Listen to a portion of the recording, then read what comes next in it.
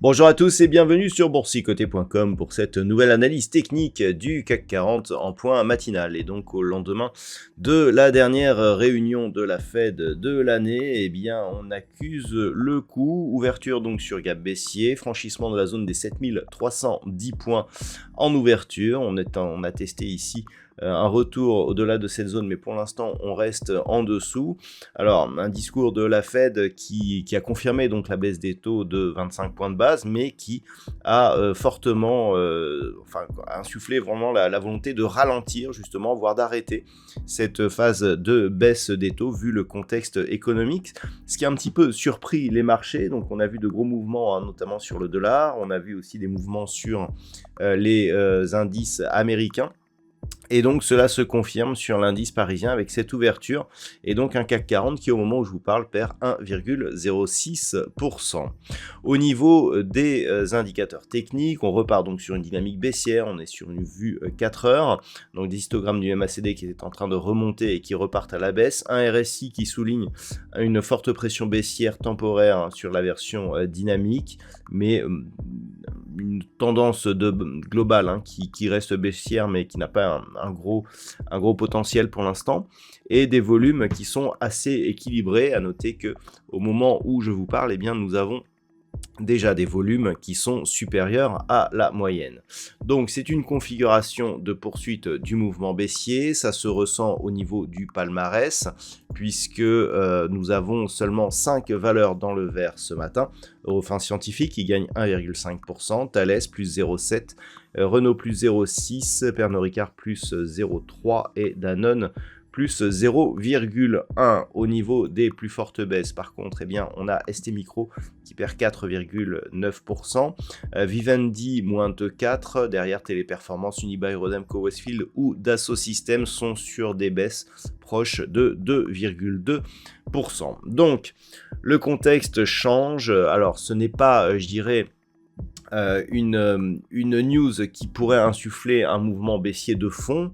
On a simplement un repositionnement du marché par rapport aux attentes que l'on avait justement par rapport à cette perspective de baisse des taux du côté des États-Unis. Maintenant, ce qu'il va falloir observer, c'est un petit peu, je dirais, le potentiel de rebond que nous avions, puisqu'on commençait à avoir une dynamique qui restait ici au-dessus des 7365. Je vous indiquais que si on cassait ici la zone des 7310, eh bien, on revenait dans cette zone de range ici entre ce niveau et le niveau des 7150.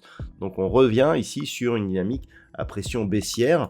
D'un point de vue global, on a été sorti ici de cette dynamique baissière par rupture de cette résistance oblique, mais il n'y avait pas eu de rupture de point haut significatif. Donc on était toujours dans une tendance potentiellement baissière, ça se confirme puisque l'on revient ici sous la résistance oblique, avec donc comme perspective un retour dans cette zone de range entre 7310 et 7150, donc un potentiel baissier ici qui devient important. Par rapport à cela, eh bien justement c'est ce qu'il va falloir surveiller aujourd'hui. Là on a une phase d'accélération, on a une bougie qui est à l'extérieur des bandes de Bollinger, on a eu juste une petite réintégration ici.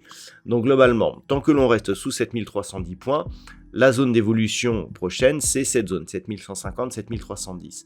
Si on venait valider une rupture de cette zone ici, l'inscription d'un nouveau point bas, même si on a cassé ici cette résistance oblique, on a toujours une succession de points hauts significatifs qui reste baissière, puisqu'il faudrait passer au-delà des 7570 points pour justement rafraîchir ce point haut. Le nouveau point haut significatif, désormais, c'est celui-ci.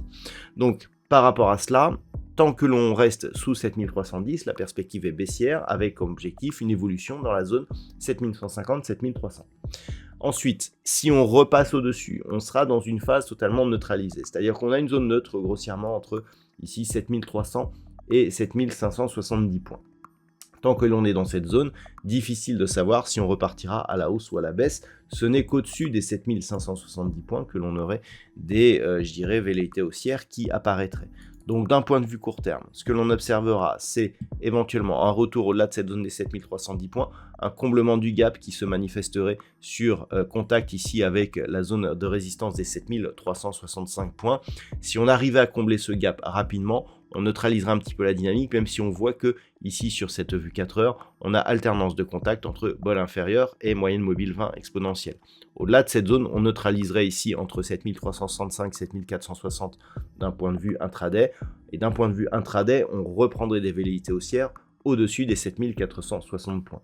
Tant que l'on est en dessous de ces niveaux, que l'on n'a pas comblé le gap, que l'on reste sous 7310 points, on repart sur une dynamique baissière avec comme objectif intraday une poursuite en direction des 7240 points.